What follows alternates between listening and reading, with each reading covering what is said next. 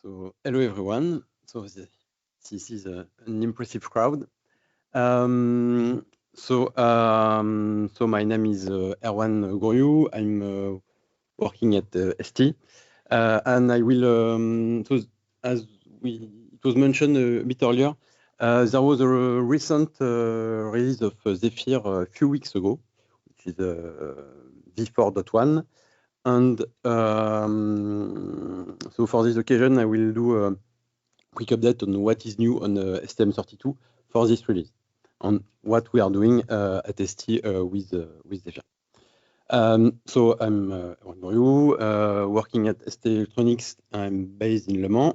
I started working on Zephyr on 2016. I contributed to device 3 introduction and contributed the shield subsystem. So today I'm STM32 maintainer. I'm member of the Zephyr Technical Steering Committee and technical leader for Zephyr in ST. So what we are doing on Zephyr at ST, so our mission is to enable an STM32 platform on drivers. So this activity is set around three pillars. So the first pillar is the maintainership of STM32 code base, which implies system and feature development on STM32, reviewing contribution, I will come to that later, and keep things up to date, whether against Zephyr API evolutions or STM32 HL evolutions. Second part of the activity is to provide support to the community and to interact with the community. So it could be over GitHub, because we discussed this. It was mentioned a bit, but Zephyr is an open source project with a heavy and quite active community. So we provide support on Discord, on mailing list, do bug fixing, and so on. And because Zephyr is quite active project and there are a lot of contribution every day, we need the test. So we have automated test benches that perform around 10,000 tests every night on 20 targets on main branch, and as well in the weekend we test on the LTS branches. So we are publishing the results if people are interested in test results Zephyr repo. And also we have another bench that perform 24/7 build of all STM32 targets on top of main, so in time. So we have strong links with Zephyr community. So most of our STM32 board support have been ported and introduced by the community. So it's around 75% of STM32 boards have been introduced by the community. So on your spare time or your work time, don't hesitate to contribute as well.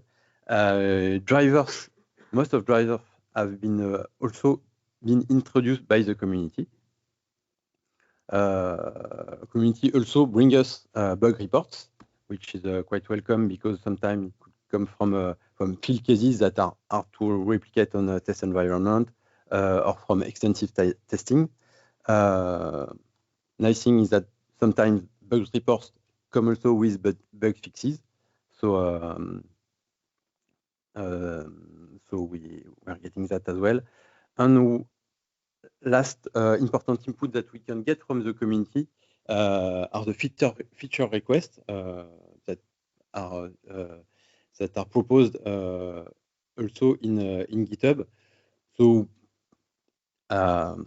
we are not able to implement them as they come, but we are taking them as input and establish our own roadmap with this input. So on our side, what we contribute to the community is the maintenance of the whole code base, because sometimes some people can come and go and provide and contribute a new board, contribute a new driver, but people come and go. Maybe they switch the project, and at the end, the drivers on the board need to be maintained, and we try to ensure this mission. We provide the STM32 expertise to help developing the driver. We try to promote maintenance, to have people from the community helping us to maintain drivers or subsystems. And last part is that we try to provide hardware to maintainers to help them doing their duty. So what was new with Zephyr 4.1 on STM32? So the first major part was the STM32 N6 introduction, which is not complete yet, but this is an ongoing task, and we are week by week adding more drivers around it.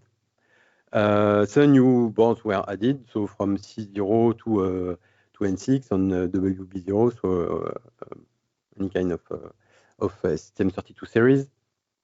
Great addition as well was the I3C support that was added on STM32 U5, and a new shield with camera that allow camera usage on U5 and H7 boards.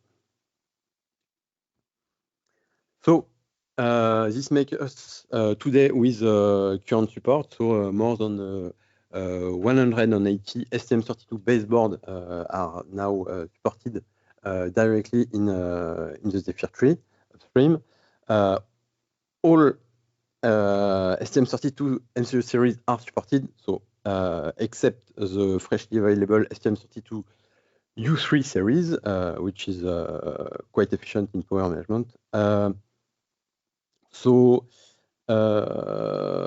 more than 40 peripherals are supported with a wide range of features. So as it was mentioned earlier, we support TFM, but LoRa, BLE, and power management. And we try to also reuse STM32 Cube ecosystem for our customers that are already used to these tools and ecosystem. So we are trying to, so drivers are implemented, could be implemented using STM32 Cube HLs.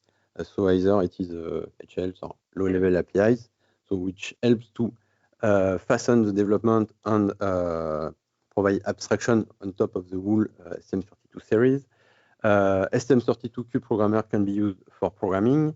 Cube ID can be used for build and debug, and other tools like Cube Monitor can be used for to evaluate, for instance, the power consumption. So this is the Cube ecosystem, which is compatible or can be reused with Zephyr, but all other tools that are working with Zephyr, like as it was mentioned, Percep.io or Tracealyzer, all these kind of tools are, or the VS Code plugins as well could be used with STM32.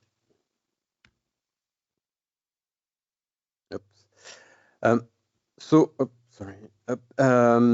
now I would like to answer quite frequently asked questions that we get every day on Discord or by various ways. Is so I have a STM32 board on my desk. Is it supported by Zephyr? And if it's supported, what type of drivers are supported? So internally, we are maintaining. So my go-to answer to this question is in the device tree, but I can understand that it's not always easy for everyone to go and check directly in the Zephyr repo. So internally, we are maintaining this file, but okay, this is for our internal use only. We are not publishing it. This is not quite marketing approved, but okay, this is at least useful for us.